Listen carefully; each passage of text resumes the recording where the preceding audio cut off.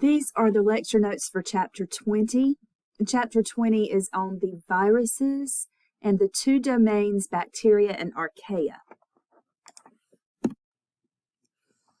And in addition, in section 20.1, not only will we cover viruses, but there are other disease-causing agents that are not living things, called viroids and prions, and we will cover all three of these because they have some of the characteristics of living things, but none of them are considered to be living things, not even viruses. Then we will cover prokaryotes, which are organisms that are single-celled and their cells do not have a nucleus. And the two domains that contain prokaryotes are bacteria and archaea. So, we'll start with viruses. We all know about viruses because all of us have been infected with a virus at some point in time. Viruses are associated with a number of plant, animal, and human diseases. So viruses can infect plants, they can infect animals, they can actually also infect bacteria. But they can only reproduce using the metabolic machinery of the host cell. So they can only reproduce with a host cell. They have to somehow incorporate their genetic material into the host cell's genetic material and kind of trick the host cell into reproducing more viruses. So in that way, they're not like living things because all living things can reproduce, are capable of reproduction. Viruses are also non-cellular. They don't have a plasma membrane. And they don't have the components that would make them an actual cell. So even though a virus might have some components of a cell, because viruses do have a genome, it's either DNA or RNA, and they also have a protein capsid that covers the outside of their core of DNA or RNA. But they just don't have enough of the characteristics of living things to be called a living thing or an organism. They're not true organisms. Now, Louis Pasteur is a scientist, a chemist from France, who is associated with his work on pasteurization. We use his inventions, to pasteurize milk and other canned foods, but he also did some research and suggested that there was something smaller than a bacterium that was causing rabies. We now know today that rabies is caused by a virus. So he couldn't prove that, but he felt sure that that was the case. And he actually called it, the word he used for virus, the word he used was virus, which is Latin for poison. Now, you will need to know for viruses, bacteria, and for some of the diseases that are caused by protozoans in Chapter 21, you'll need to know the diseases that are caused by viruses and versus the diseases that are caused by bacteria or protozoans. So I know you're familiar with the disease AIDS, which is caused by HIV, which is human immunodeficiency virus. So the STDs caused by a virus would be AIDS, genital warts, which is caused by human papillomavirus, genital herpes, the Zika virus, some childhood diseases that we are vaccinated against, the mumps, measles, chickenpox, and German measles. These are viral diseases. Probably the most recent one in history that infected people that has been given a vaccine is the chickenpox virus.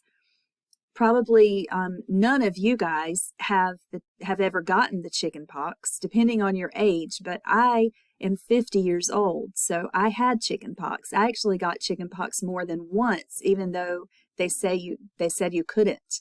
But I got it on 3 separate occasions that were far enough apart that it was not the same virus, So In fact, I'm talking about this and it's reminding me that I need to go get my shingles vaccine, because the chickenpox virus can lead to shingles when you're older, and they recommend getting that vaccine when you become my age, which is 50.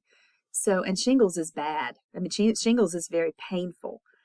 But anyway, the main thing you're focusing on is knowing that these diseases are caused by a virus. So the common cold, influenza or the flu, SARS, which stands for Severe Acute Respiratory Syndrome.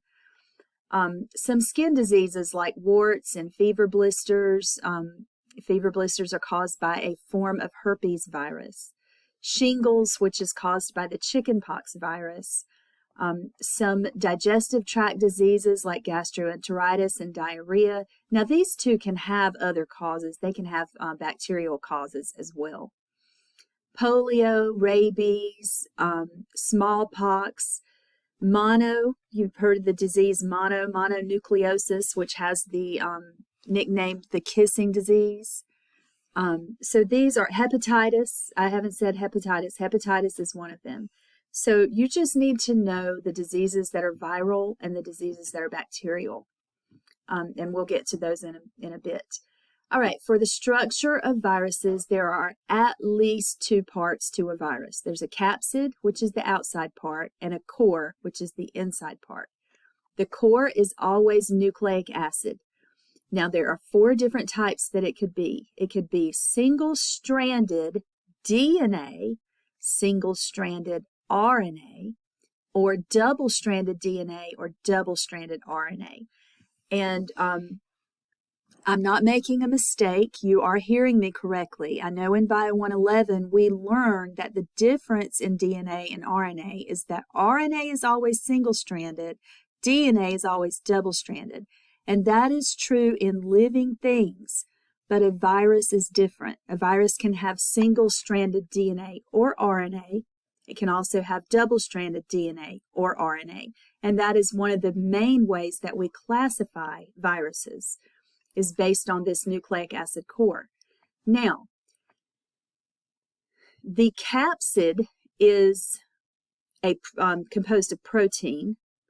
And then outside the capsid, sometimes there is an envelope, which is composed of plasma membrane. So it's like a phospholipid bilayer. But other viruses are naked viruses. They only have a capsid but no envelope. Okay, so here's how we describe viral structure in a little bit of a diagram. So the covering of a virus can be a capsid, and it can also be it is a capsid and can have an envelope outside of that. And the inner core is nucleic acid, DNA or RNA, and then sometimes various enzymes that are used to replicate DNA, replicate RNA, and also produce certain proteins. So some of the enzymes that are involved in those processes. Replication, transcription, and translation. Now, there are 4 main types of viruses when we look at the structure of the virus. This one is an adenovirus.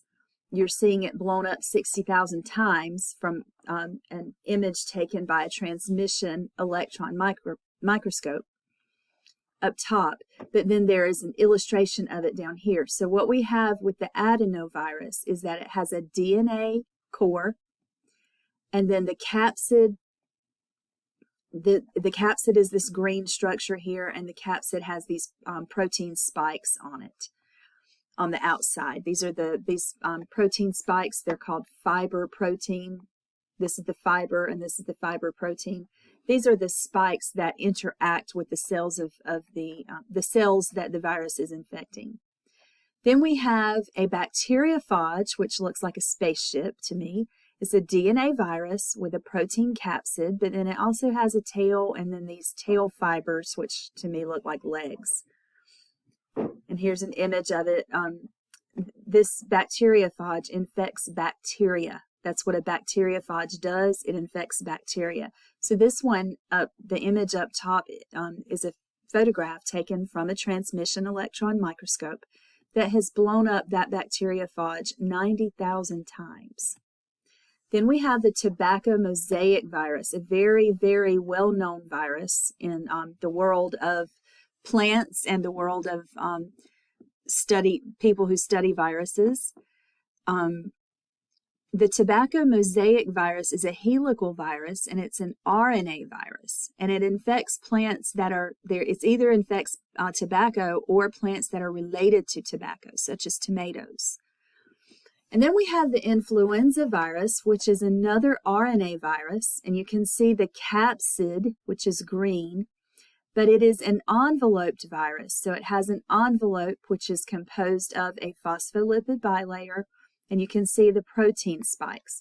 The protein spikes are what help it to enter into the host cell, to attach to the host cell and enter the host cell. So the influenza virus is an RNA virus that does have an envelope. Okay, now all viruses are parasites, but there's a special kind of parasite called obligate intracellular parasite.